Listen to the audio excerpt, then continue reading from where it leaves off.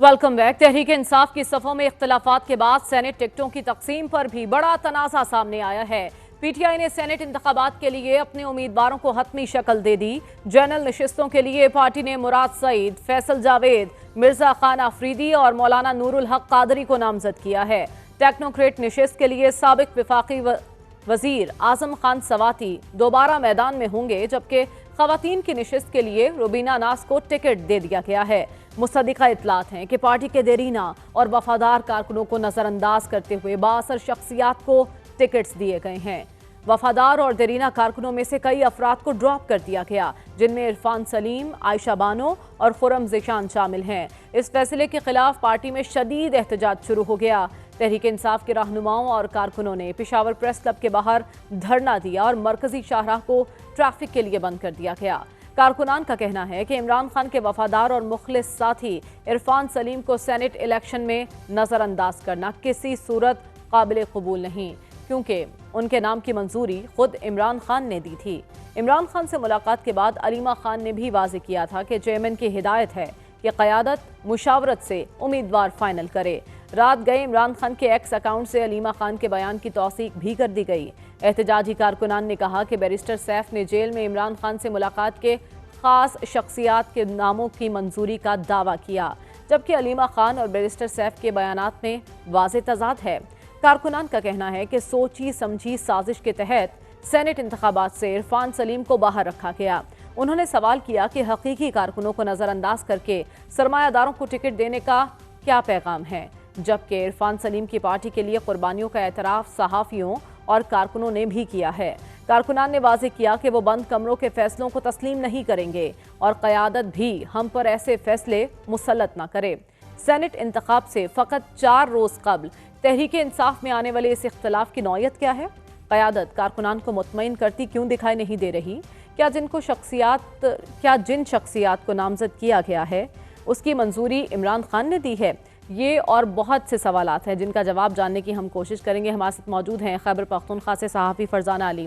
फरजाना, सबसे पहले तो बताइए कि आखिर ये इख्तलाफ शुरू कैसे हुआ, इसकी वजह क्या बनी और इस वक्त क्या सिचुएशन है पार्टी के अंदर? देखिए, बहुत शुक्रिया। ये जो सिचुएशन है ये ज़ाहिर है इसी वजह से है कि आप ये देखें कि इरफान सलीम, आयशा बानो जैसे लोगों को जब आप या खुरम जैसे लोगों को जब आप नज़रअंदाज कर लेते हैं, और ख़ुसूसन 2 नाम जो मैं भी कहूँगी कि इरफान सलीम और आयशा की जब हम बात करते हैं, तो ये ना सिर्फ़ कॉम्पिटेंट लोग हैं, बल्कि एक बेहतरीन वर्कर भी हैं, और इनकी कुर्बानियाँ या इनकी पार्टी के साथ एसोसिएशन, खान साहब पर मुकम्मल एतमाद या उनके लिए हर जगह, हर मकाम पर खड़े रहना, ये मैं खुद इनको देखती आई हूँ। तो मैं खुद बड़ी हैरान हूँ कि ये हुआ क्या है आखिर। तो जाहिर है जब हम जैसे अच्छा, लोग जो जो नाम हैं वो फाइनल हुए हैं वो किसके रिकमेंडेशन थे और क्या खान साहब ने उन नामों की मंजूरी दी है? देखिए, हमारे तक तो जो बात पहुँचाई गई है, बैरिस्टर सैफ साहब जब मिल के आए, तो उन्होंने मीडिया को कुछ टिकर्स की शक्ल में एक खबर दी, जिसमें और भी बहुत सारी बातें थी खान हम्म। साहब से मुलाकात के हवाले से। लेकिन स्पेसिफिकली जो चीज़ जो हमारे लिए ज़ाहिर है जिस चीज़ का हमें इंतज़ार था, वो ये नाम थे, और उसमें वो वही नाम है जो आपने दोहराए हैं। लेकिन फिर उसके बाद वही कंट्रोवर्सी पैदा हो गई कि नहीं, ये नाम जो है किधर और से आए हैं। क्योंकि देखिए 2 तो चलो ठीक है ना, मुराद सईद की हम अब बात कर लेते हैं, वो हो गया, फैसल हो गया, वो तो ठीक है। लेकिन बाकी लोग जो इस वक़्त मैदान में हैं, उनको देखकर हम्म। लगता नहीं है कि इमरान खान साहब इस तरह का फैसला करेंगे। और अगर क्योंकि 2 साल की कैद आपको और भी बहुत कुछ सिखा देती है, बकौल आपके, आप तो पहले ही बहुत कुछ एग्जैक्टली। सीखे हुए थे, लेकिन मज़ीद भी बहुत कुछ सिखा देती है। तो फिर ये फैसला, मतलब वो लोग जिन्हें आप पहले ही बहुत ज़्यादा नवाज़ चुके हैं, फिर बिल्कुल, से ये उनको फैसला तो नवा खान साहब के उस विजन के बरक्स है जिसमें वो कहते थे कि हम सरमायादारों को एग्ज़ैक्टली। कभी तरजीह नहीं देंगे, हमारी अव्वलीन तरजीह तो कारकुन होंगे जिन्होंने स्ट्रगल की है पार्टी के लिए। अच्छा, खबरें ऐसी भी आ रही हैं कि अली अमीन गंडापुर साहब ने ऑफर किया है इरफान सलीम साहब को कि आप मुशीर बन जाएं। तो क्या वाकई ऐसी कोई ऑफर है? और अगर ऐसा है तो इसका मतलब वो धरना रंग ले आया जो प्रेस क्लब के बाहर दिया गया था? देखिए, 27 लोगों को पहले भी इस चीज़ के ऊपर या इस खौफ के ऊपर नवाज़ा गया है, जो आपने भी देखा, हम सब ने देखा, तो इरफ़ान सलीम को नवाज़ने कभी कोई बड़ी बात नहीं होगी। अली अमीन साहब पिछले काफ़ी अरसे से बहुत सारे लोगों को कभी मावन ख़ुसूसी बना लेते हैं, तो कभी मुशीर बना लेते हैं, तो पार्लिमानी सेक्रेटरी बना लेते हैं, ताकि लोगों का मुँह बंद किया जा सके। तो ये ऑफ़र कोई हम्म। इतनी बड़ी खंबे की बात नहीं है, लेकिन मैं आपको एक बात बताऊँ मेहर, इस वक़्त मेरी भी कुछ लोगों से बात हुई है। इस वक़्त जो पार्लिमानी पार्टी का इजलास शुरू होने वाला था, लेकिन वो थोड़ा-सा ताख़ीर का शिकार है, क्योंकि लोग पहुँचे नहीं हैं। हो सकता है हम और आप जब ये प्रोग्राम रिलीज़ करें तो उस वक़्त तक हो भी चुका हो। लेकिन बहरहाल जब हम और आप बात कर रहे हैं तो अभी शुरू नहीं हुआ था।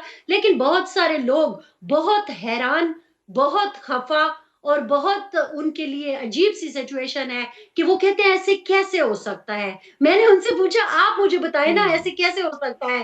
कहते हम भी हैरान हैं, लेकिन बस ज़ाहिर है जो फ़ैसला हमें दिया गया है तो हम तो उसको फ़ॉलो लेकिन करेंगे। पार्टी लेकिन कारकुनान अगर तो ये झूठ सरापा है, एहतजाज हैं। क्या लेकिन पार्टी इस वक्त प्रेशर में दिखाई दे रही है इस मामले को लेकर? देखिए, पार्टी क्या, आपका वज़ीर आला भी प्रेशर में दिखाई दे रहा है और आप ज़ाहिर है जानते हैं कि जब आप कंप्रोमाइज़ की सूरत में चले जाते हैं, तो यकीनन आपको कोई खौफ है। आप क्यों 53-52 की अपोज़िशन के साथ कंप्रोमाइज़ करने जा रहे हो? इसका मतलब है कोई तो मसला है ना। 27 लोगों को आप पहले नवाज़ देते हो, तो सबसे ज़्यादा डरे हुए तो इस वक़्त वज़ीर आला हैं। हालाँकि हालाँकि मैं ये भी कहती हम्म। हूँ कि वज़ीर आला का अच्छा, जो फ़िलहाल कोई खबरें नोबल सामने वक़्त आ रही थी ऑपोजिशन के हवाले से कि ऑपोजिशन और हुकूमत मिल बैठकर इत्तफाक राय पैदा कर रहे हैं कि सीटों को एडजस्ट कर लिया जाए, 5 आप ले लें, 6 हम ले लेते हैं। क्या इन पर गौर किया जा रहा है हुकूमत की जानिब से, खैबर ये पख्तूनख्वा हो की? जी, ये बिल्कुल तय हो चुका है, लेकिन प्रॉब्लम ये है कि आपने देखा होगा कि अज़हर मशवानी ने भी एक ट्वीट कर दिया है। इसी तरह बहुत सारे लोग हैं जो अपने कागज़ात विथड्रॉ नहीं कर रहे, और अगर वो कागज़ात विथड्रॉ नहीं करते, अभी ये जो इजलास हो रहा है, ये इसी सिलसिले में हो रहा है कि किसी तरह उनको कन्विंस किया जाए। अगर विथड्रॉ नहीं होते तो फिर तो ज़ाहिर हम्म। है कॉम्प्रोमाइज़ नहीं हो सकता ना, फिर तो आपको इलेक्शन में जाने पड़ेगा।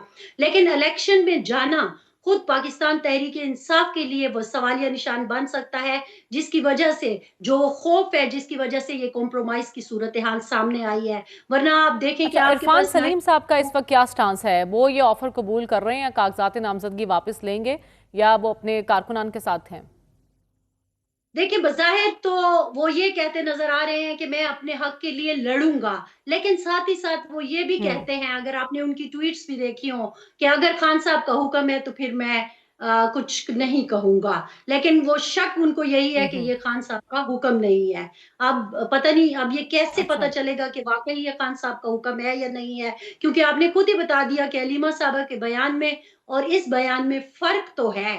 लेकिन एक बात, मैंने अभी थोड़ी जी। देर पहले एक एमपीए से मेरी बात हो रही थी, तो उन्होंने ये भी कहा है कि देखिए, अगर ये झूठ है, तो ये झूठ अगली मंगल तक ही झूठ रह सकता है, उसके बाद तो सच सामने आना ही है। तो मैंने कहा, तो फिर आप क्या करेंगे? हम्म। तब तो हो चुका सब कुछ। तो कहते हैं फिर कुछ हो चुका होगा, लेकिन फिर भी हमें पता तो चल जाएगा कि कौन हमारे साथ सच बोल रहा है और कौन झूठ बोल रहा है।